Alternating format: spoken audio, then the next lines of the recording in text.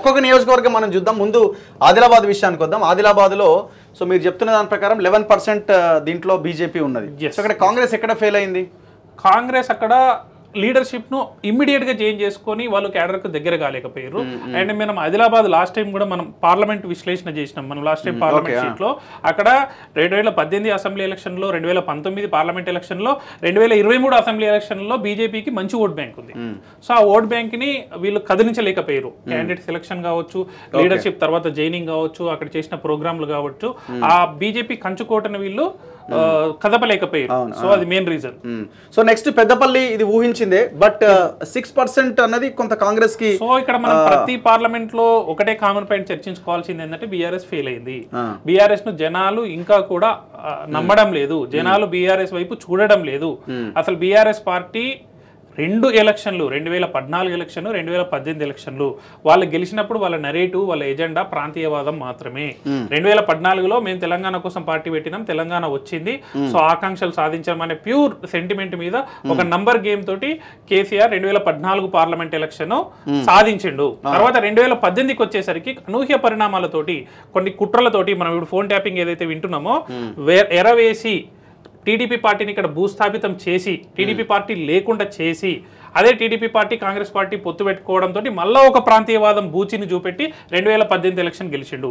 దాంట్లో ఇంకొక అంశం ఏంటంటే అప్పుడు కాంగ్రెస్ పార్టీకి స్ట్రాంగ్ లీడర్షిప్ లేదు. ఓకే. సో 2 సార్లు అతను వాదం మీద గెలిచి అదే ప్రాంతీయవాదాన్ని తెలంగాణలో లేకుండా చేద్దామనే కార్యాచరణ అమలు చేసిండు. అది పార్టీ పేరును కూడా మార్చిండు. అలాంటి వాళ్ళ విధి విధానాలు, ప్రభుత్వం నడిపిన విధానం చూస్తే కూడా ప్రాంతీయవాదాన్ని కంప్లీట్ గా జీరో చేద్దాం అనుకున్నారు. అదే తిప్పికొట్టి కాంగ్రెస్ పార్టీ గెలిచింది. సో ఇక్కడ మనం చూస్తే కూడా ప్రతి పార్లమెంట్ లో మీరు బీఆర్ఎస్ చూడండి. సో ఇక్కడ మాదిగల ఇంపాక్ట్ ఏమైనా కనిపించిందా? అంటే ఎందుకు ఇంత నారో, అంటే బీజేపీ ఇంత పెద్ద ఎత్తున పుంజుకోవడం అనేది మామూలు విషయం కాదు. మనం మాట్లాడుకున్న లాస్ట్ టైం కూడా బీసీ ఈక్వేషన్ ఏమన్నారంటే కాంగ్రెస్ వర్సెస్ బీఆర్ఎస్ గా ఫైట్ ఉండే ఛాన్స్ ఉందని అన్నారు. ఏది పెద్దపల్లిలో. బట్ అనూహ్యంగా బీజేపీ ప్రతి పార్లమెంట్ లో బీఆర్ఎస్ పడిపోయింది. 1-2 పార్లమెంట్ లోనే సెకండ్ ప్లేస్ ఉన్నట్టుంది, మిగతా అన్ని ప్లేస్లలో థర్డ్ ప్లేస్ కి వెళ్ళింది.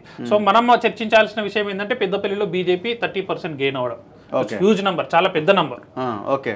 సో నెక్స్ట్ కరీంనగర్ విషయానికి వద్దాం. కరీంనగర్ లో 18% తో సంజయ్ గెలుస్తున్నాడు. ఇది ఊహించిందే అక్కడ. ఎందుకంటే బీఆర్ఎస్ ఆల్టర్నేటివ్ అని అనుకున్నారు. సో బీఆర్ఎస్ పార్టీ వాళ్ళు కూడా కాంగ్రెస్ పార్టీ అభ్యర్థికి లేట్ గా టికెట్ ఇస్తే మాకు కొంత అడ్వాంటేజ్ అవుతుంది అనుకున్నారు. బట్ కాంగ్రెస్ పార్టీ కొంత స్ట్రాటజిక్ గా అక్కడ ఇంకో సేమ్ సామాజిక వర్గానికి, బీఆర్ఎస్ పార్టీకి చెందిన సామాజిక వర్గానికి టికెట్ ఇచ్చారు. అది కొంత బండి సంజయ్ కలిసి వచ్చింది. అండ్ అతనికి పార్టీ ప్రెసిడెంట్ గా దించడము, ఎమ్మెల్యేగా ఓడిపోవడము, ఈ సింపతి అంతా కలిసి రావడం, అక్కడ ఉన్న సామాజిక సమీకరణలు కూడా అతనికి కలిసి రావడం. మనం లాస్ట్ టైం డిస్కస్ చేసుకున్నప్పుడు ఒక పార్లమెంట్ లో ఎమ్మెల్యేలు వాళ్ళు ఏ పార్టీలో ఉన్నా ఎవరికి సపోర్ట్ చేస్తారు అనే ఈక్వేషన్ కూడా ఇంపార్టెంట్. సో అక్కడ ఉన్న చాలా మంది పార్టీలకు అతీతంగా కూడా ఎమ్మెల్యేలు బండి సంజయ్కి సపోర్ట్ చేసిండు. ఈ అంశాలన్నీ ఆయన కలిసి వచ్చినాయి, అందుకే మంచి మెజారిటీ. నిజామాబాద్ లో 6% మెజారిటీతో ఓట్ షేర్ ని నిజామాబాద్ లో గెలిచే అవకాశం ఉంది అంటున్నారు. నిజామాబాద్ లో జీవన్ రెడ్డి గారు గెలవాలి కాంగ్రెస్ పార్టీ నుంచి.